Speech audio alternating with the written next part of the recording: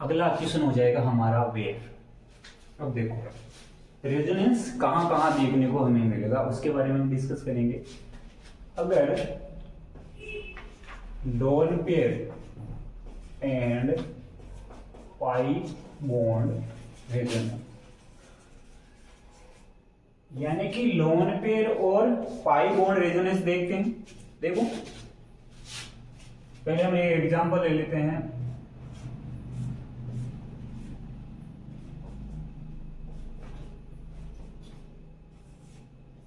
ये NH3 है, इसके साथ क्या है, एक लोन पेयर है। अब इसकी बात करें इलेक्ट्रॉनिक विन्यास की, तो नाइट्रोजन सेंटर एटम है, तो नाइट्रोजन कितने नंबर पर है, 7, यानी इलेक्ट्रॉनों की संख्या कितनी हो जाएगी, 7। अगर मैं इसका इलेक्ट्रॉनिक विन्यास 1s2 2s2 और 2p3 हो जाएगा। तो आउटर शेल वाले ये ऑर्बिटल बना लिए और इलेक्ट्रॉन फील कर लिए। इस तरह से देखो इलेक्ट्रॉन फील हो गए और इसके साथ हमने जोड़ दिए ये 3 हाइड्रोजन और एक लोन पेयर, यानी कि तीनों हाइड्रोजन हो गए और किस बॉन्ड से बने हुए हैं, सिग्मा बॉन्ड से बने हुए हैं, और एक ये हो गया आपका लोन पेयर। तो इसका हाइब्रिडाइजेशन क्या हो जाएगा, इसका हाइब्रिडाइजेशन क्या है, sp3 हाइब्रिडाइजेशन है। यानी कि ये क्या करेंगे, चारों ऑर्बिटल मिक्सिंग करेंगे, यानी कि यह क्या करेंगे, मिक्सिंग करेंगे और मिक्सिंग करके क्या बनाएंगे, हाइब्रिड ऑर्बिटल बनाएंगे। तो क्या बन जाएगा, इस तरह से 4 हाइब्रिड ऑर्बिटल बन जाएंगे, यानी कि 1 2 3 4 5 और 5 हमने क्या भर दिए, इलेक्ट्रॉन भर दिए। तो क्या हो गया, sp3 हाइब्रिड। अब देखो, अब अगर हम यहां पर रेजोनेंस की बात करें, यानी कि अगर NH3 ग्रुप अगर किसी भी पाई बॉन्ड वाले यानी पाई बॉन्ड वाले ग्रुप के साथ जुड़ा हुआ है, तो वहां पर रेजोनेंस किस तरह से करेगा। तो क्या sp3 हाइब्रिड वाला रेजोनेंस कर सकता है या नहीं कर सकता है, या करेगा तो उसमें क्या चेंज देखने को मिलेगा, उसके बारे में डिस्कस करते हैं। अगर मान लो यहां पर मैंने ले लिया NHCH2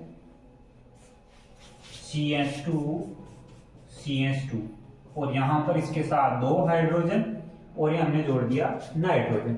अब देखो यहां पर इसके पास क्या है, लोन पेयर है, यहां पर क्या है, p ऑर्बिटल है और क्या बना रखे हैं, पाई बॉन्ड बना रखे हैं। अगर मैं रेजोनेंस की बात करूं, यहाँ के इलेक्ट्रॉन यानी लोन पेयर और पाई बॉन्ड के बीच, यानी लोन पेयर और पाई बॉन्ड वाला अगर मैं रेजोनेंस देखूं, तो यहाँ पर क्या रेजोनेंस पॉसिबल है, यहाँ पर रेजोनेंस पॉसिबल नहीं है, क्योंकि यहाँ पर क्या है, ये sp3 हाइब्रिड है। यानी कि जो आपका लोन पेयर है किस में पड़ा हुआ है, sp3 हाइब्रिड ऑर्बिटल में पड़ा है ना।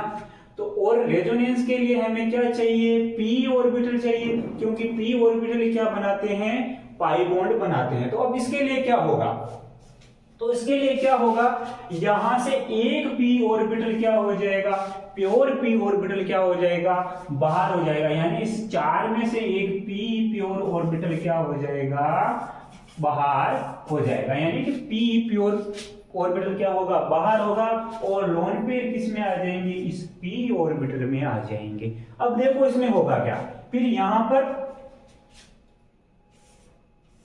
ये लोन पेयर किस में आ जाएंगे, प्योर p ऑर्बिटल में आ जाएंगे, और यहां पर क्या है, कार्बन, और कार्बन के पास क्या है, p ऑर्बिटल है और क्या बना रखे हैं, पाई बॉन्ड बना रखे हैं, और ये 2 क्या जुड़ जाएंगे, हाइड्रोजन। अब इसके हाइब्रिडाइजेशन की बात करें तो क्या होगी, देखो 1 सिग्मा बॉन्ड, 2 सिग्मा बॉन्ड और 3 सिग्मा बॉन्ड, और ये जो आपका लोन पेयर है वो किस में आ गए हैं, प्योर p ऑर्बिटल में आ गए, ये तो बाहर हो गया है। तो इसकी हाइब्रिडाइजेशन क्या हो जाएगी, sp2 हाइब्रिडाइजेशन हो जाएगी, और आपका ये जो लोन पेयर है अब किस में आ गया है, प्योर p ऑर्बिटल में आ गया। अब क्या करेगा, ये रेजोनेंस करेगा और फिर क्या हो जाएगा, यहाँ पर हमें रेजोनेंस देखने को मिलेगा।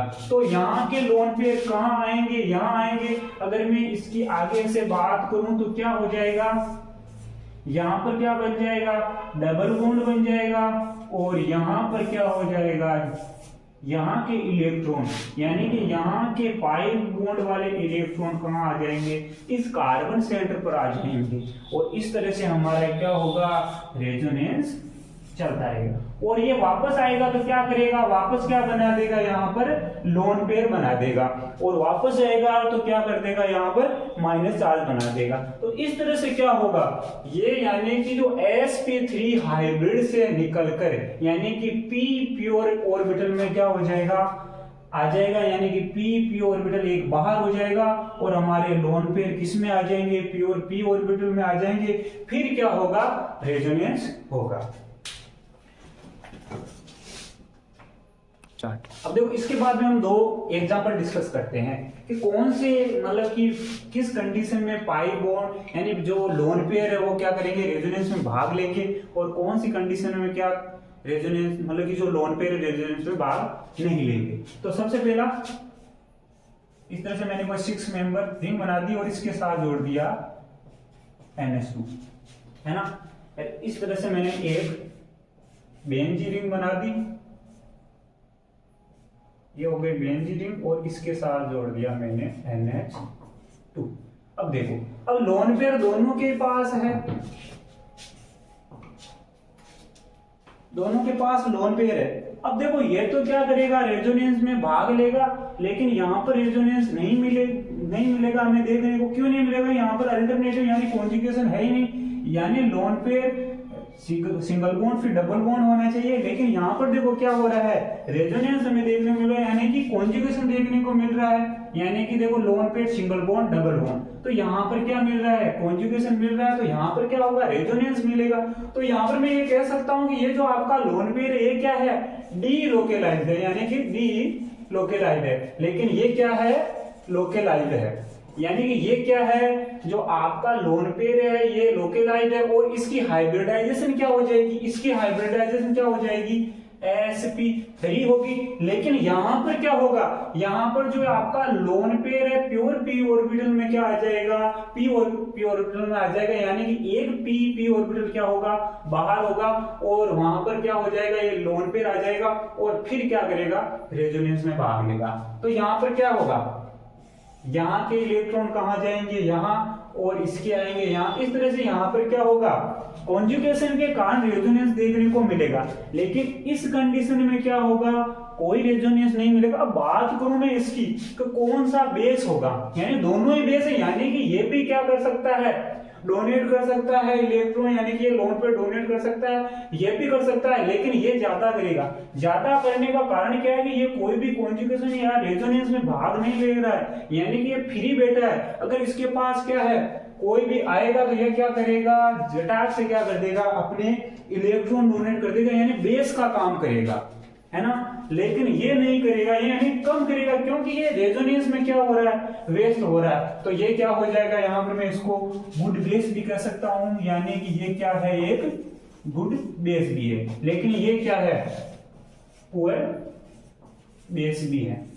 गुड क्या हो जाएगा, न्यूक्लियोफाइल भी हो जाएगा, यानी कि क्या है आपका, ये गुड न्यूक्लियोफाइल भी है, यानी कि ये क्या करेगा, आसानी से यानी थोड़ा फास्ट क्या करेगा, अपने इलेक्ट्रॉन डोनेट करेगा, उसके कारण क्या ये गुड न्यूक्लियोफाइल है। लेकिन ये क्या है, पुअर न्यूक्लियोफाइल है, यानी कि ये रेजोनेंस में व्यस्त है, यानी कि ये रेजोनेंस में क्या कर रहा है, अपना काम कर रहा है, व्यस्त है, इसलिए ये क्या ये जो लोन पेयर ये डोनेट करने में क्या थोड़ा कम करेगा। लेकिन ये क्या है, फ्री बैठा है, यानी ये लोकेलाइज्ड है और ये डी लोकेलाइज्ड है। अगर कोई लोकेलाइज्ड है तो वो क्या है, गुड बेस है, न्यूक्लियोफाइल है, यानी गुड न्यूक्लियोफाइल है। अगर कोई लोन पेयर क्या हो रहा है, डी लोकेलाइज हो रहा है, यानी कॉन्जुगेशन में है और रेजोनेंस कर रहा है, तो क्या हो जाएगा, पुअर न्यूक्लियोफाइल हो जाएगा, पुअर बेस भी हो जाएगा। केस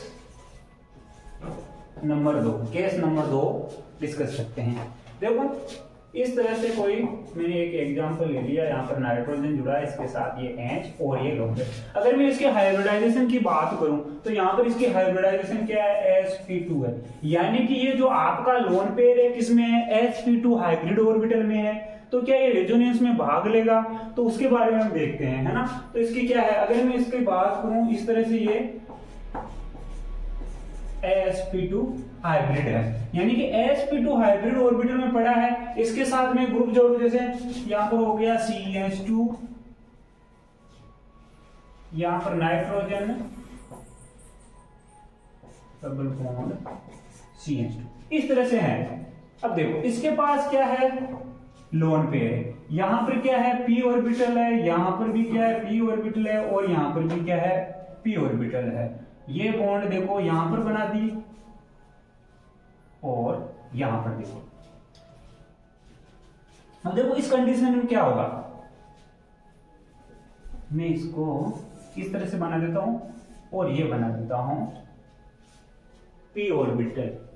ये तो हो गया हमारा p ऑर्बिटल, और ये क्या है sp2 हाइब्रिड। यानी कि आपका जो लोन पेयर है वो किस में पड़ा हुआ है, लोन पेयर किस में, sp2 हाइब्रिड ऑर्बिटल में है, न कि प्योर p ऑर्बिटल में है। यानी कि जो आपका ये लोन पेयर है sp2 हाइब्रिड ऑर्बिटल में है, ये रेजोनेंस में भाग नहीं लेगा क्योंकि ये क्या है लोकलाइज्ड है। यानी कि यहाँ पर ऑलरेडी क्या हो रहा है, पाई बॉन्ड क्या कर रहे हैं, रेजोनेंस कर रहे हैं, तो यहाँ पर इसकी जरूरत नहीं पड़ेगी। यानी कि जहां पर पाई बॉन्ड ऑलरेडी रेजोनेंस में पार्टिसिपेट कर रहे हैं तो वहां पर लोन पेयर की कोई जरूरत नहीं है। वो कहां पर पड़ा है, sp2 हाइब्रिड ऑर्बिटल में पड़ा है, और रेजोनेंस में भाग कौन लेंगे, ये आपके पाई बॉन्ड रेजोनेंस में भाग लेंगे। तो यहाँ पर क्या है, नाइट्रोजन का जो आपका लोन पेयर है ये क्या है, लोकलाइज्ड है।